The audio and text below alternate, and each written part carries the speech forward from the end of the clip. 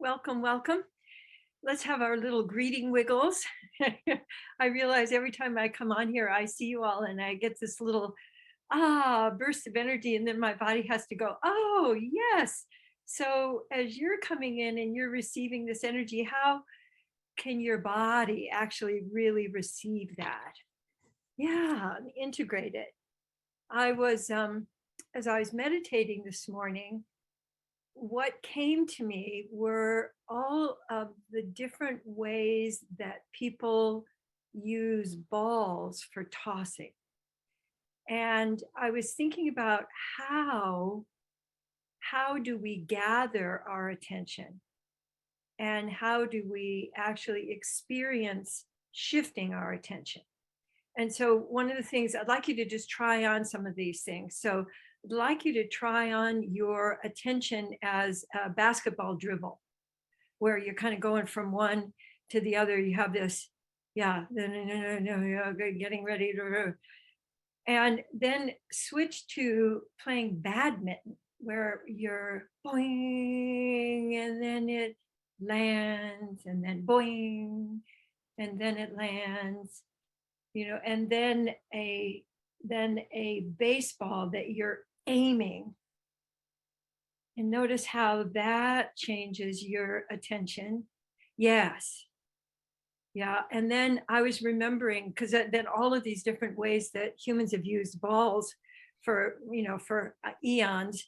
It's also thinking of dodgeball, back in my day. That was, so that's the, getting ready to get out of the way of the thing coming at you.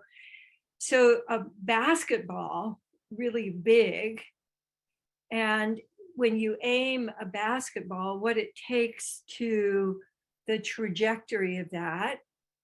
So trying on all those things. And then, of course, then a football is a very specialized way of using your attention, to aim that. And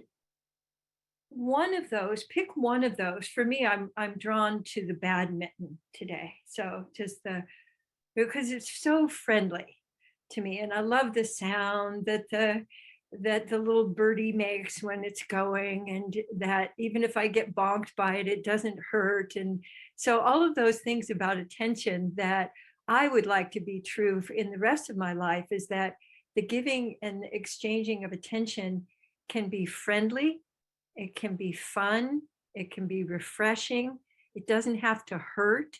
So I'd like you to just tune in to when you're gathering your attention, you get to choose all of those different dynamics of, do I want to use my attention just lightly like a feather, or do I want to really aim it and go, hey, and really use it to not only give attention, but to gather attention.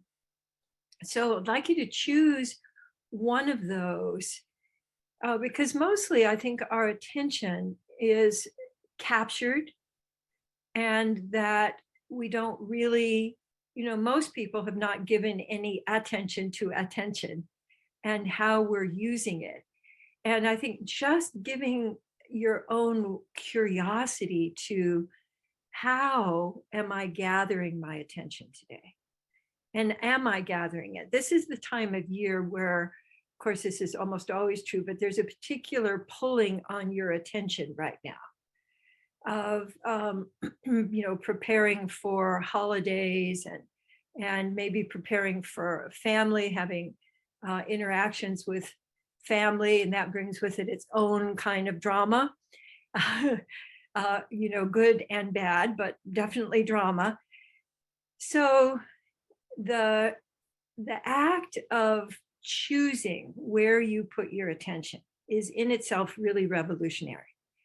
And I'd like you to see, would you be willing to expand your ability to choose where and how you're using your attention? So just check with yourself and ask yourself that, and then notice how your body responds. Because almost always there'll be something that will go, oh, there'll be what in the movie Up was a squirrel moment, where something out there grabs your attention. So there's shaping your attention, and then there's being able to gather your attention again when something captures it. And both of those are such important skills. I really want to invite you to let yourself lightly focus on that this week. So, what are the things? Well, first of all, let yourself have some sending your attention out with your chosen, like for me, badminton, I'm going to lob mine out. And when I do that, I'm also, because I'm lobbing it, I'm noticing where is it landing. So there's a whole other, am I directing my attention, or am I letting my attention carry me to where my attention needs to go?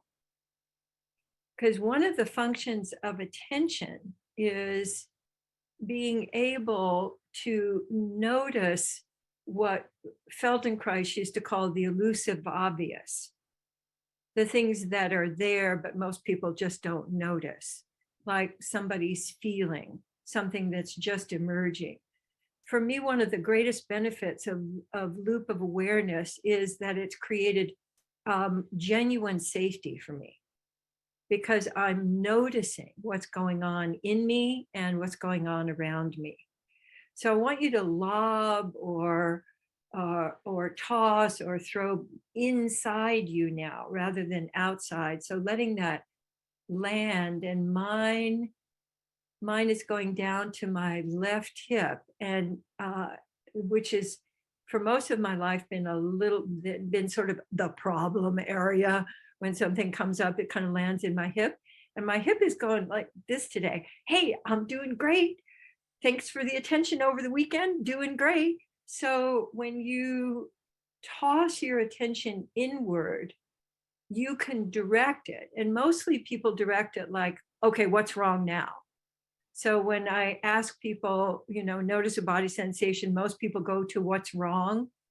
So let yourself notice if, when you toss your attention inward, add a little curiosity with that and see if it brings up more of what's working, what's flowing, what's opening, what's receiving. So all of these distinctions and giving attention to them expand your ability to presence. That's what really we're all about, is the incredible power of our presence. And presence to me is pretty equivalent to love. That when I'm present with something, I'm being in the same space with it. And to me, that's just about the best definition of love.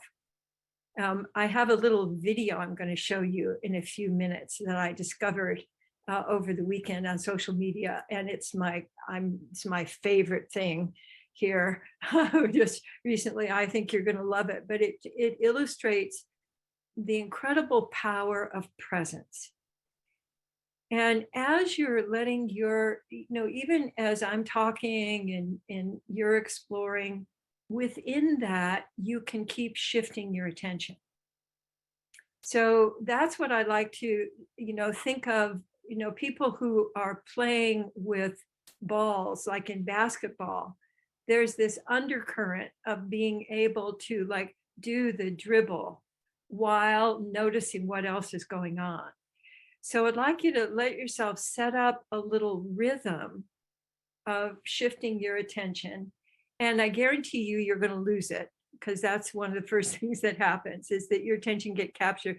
So then you get to then come back to your rhythm. That's the great thing about having a practice, whether it's whether it's a basketball dribble, or whether it's ping pong, or whether it is just tossing a baseball back and forth, or big, one of those big balls that I like to sit on to do some stretching and things. So let yourself set that up. And my guess is that the rhythm of it is more out than it is in, because most of us are, especially in this group, I'm guessing that you're more skilled at giving than you are at receiving. So being open to receiving your attention and letting all of that bounce around in you. And the thing that I find really adds so much aliveness is playing with rhythm. When people get depressed, literally depressed, one of the things that falls out is rhythm. And one of the great enjoyments of life is finding and being in and sharing rhythm. We've been doing this for thousands and thousands of years. And there is, I think, a rhythm that we share here of giving and receiving attention. And that creates a connection, not only inside you, but with others who are here, and then others that are in your life. And so I'd like you to play with what's your most delicious rhythm today? So we have created in dance forms, we've created all kinds of rhythms. From nature, we also have the example of all kinds of rhythms. We have waltz, we have just the flow that goes, we have we have jump rope, we have chase, where there are all kinds of different rhythms. And I'd love for you to just let your body tell you what's the most delicious rhythm that you could play with, shifting your attention.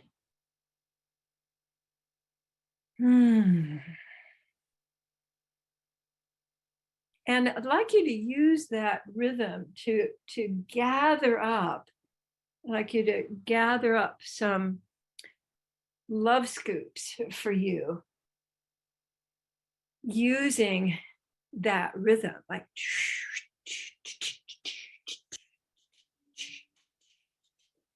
And if you'd like me and you'd like to make little sounds, you can do that too. You can sing along with it. You can give love to different parts of you. Of course, your heart. What's really interesting to me with our hearts, there's very little padding between you and the world at your heart area. So that's one of the places I like to give attention, so that I'm letting the warmth of my own attention and the warmth of my touch reverberate in my heart. And I'd like you to make some sound, because as I'm talking, I can feel the reverberation in my chest, and it feels very delicious, because I usually hear it, but I don't feel it. So let yourself make some pleasant sounds as you're doing your loops. And gathering in. I was also thinking, think of somebody who really loves you, and you just know that by the way they are with you. It's not anything they do, it's their presence.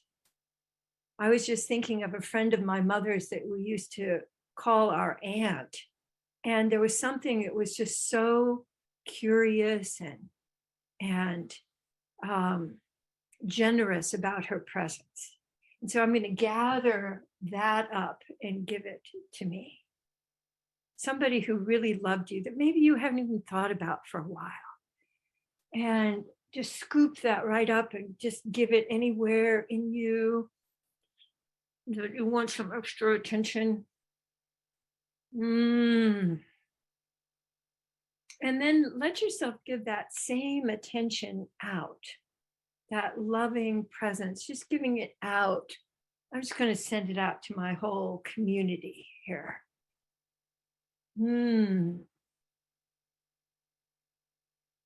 Beautiful.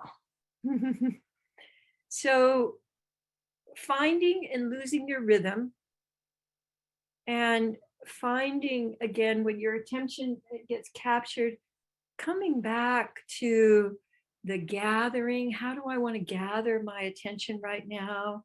How do I want to send it out? Because attention is an infinitely malleable and infinite resource for you. So that the more attention you give to attention, the more attention you have. Pretty cool. And notice that it doesn't cost you anything, whereas it can cost you a lot when you lose your attention. So this is a worthwhile investment for all of us, especially this time of year. So lovely. So now I want to show you, I want to have Michelle show you this little video. And this is what we're going to do today instead of Presence Connect Play, because this is Presence Connect Play. So I'd like you to watch and let your body just receive.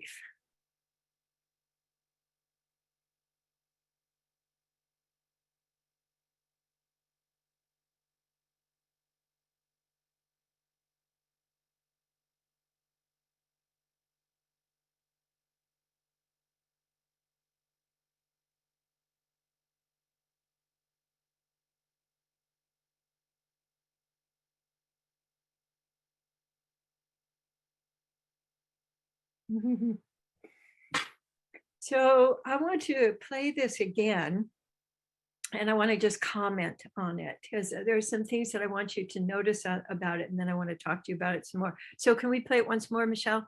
And I'll talk to people while it's going. So I want you to just notice the cat, the kind of attention that the cat is giving to the dog. And then the cat comes and just gets present from a distance and is waiting for a signal from the dog. And also like, no big deal, I'm not making any pressure, and she gets the signal and then comes in, but very gently, and then waits for a response.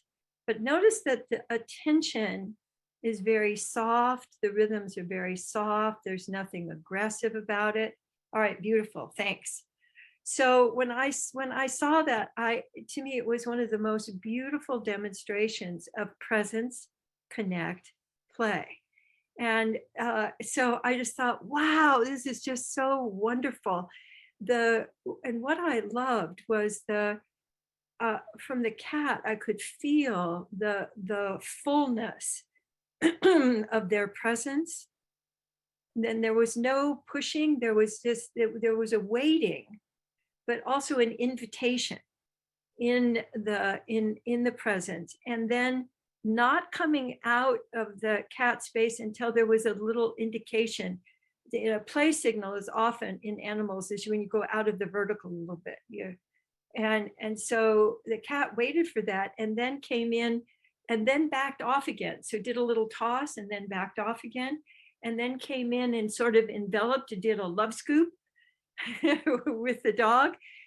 So what this opened up for me was an appreciation of how the invitation to presence, connect, play can overcome distance, fear, the person being a stranger.